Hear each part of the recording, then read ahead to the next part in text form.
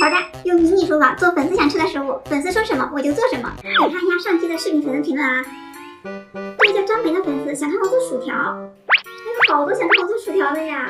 这个叫瑞瑞的粉丝想看我做薯条和炸鸡，炸鸡配薯条，这个想法不错。那今天就做这个吧。先做黄金小薯条，来一个长大的小土豆，先给它去皮，然后切成5厘米厚的片，再切成条，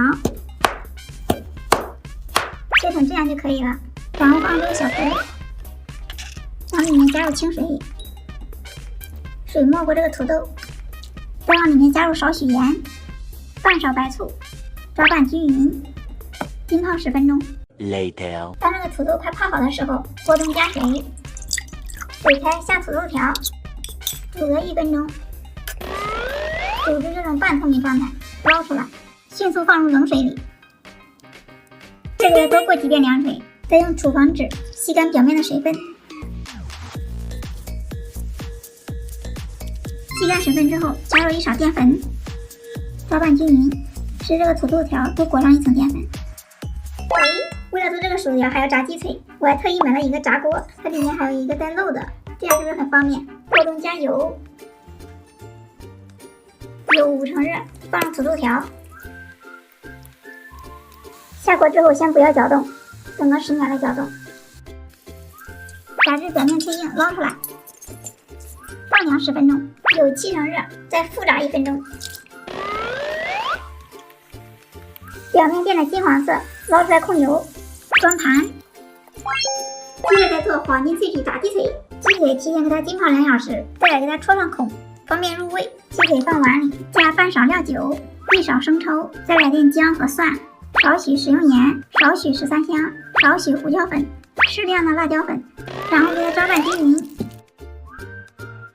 给它腌制2小时。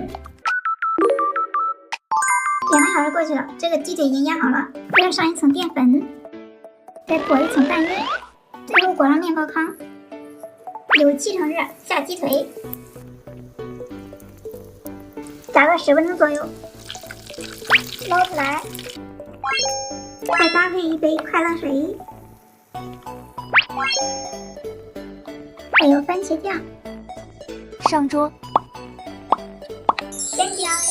咱们的粉丝套餐完成，让这2位选中的粉丝先吃，看着好好吃的样子呀！我来尝一下味道啊。现在尝个小薯条，你们听那个声音，蘸点番茄酱，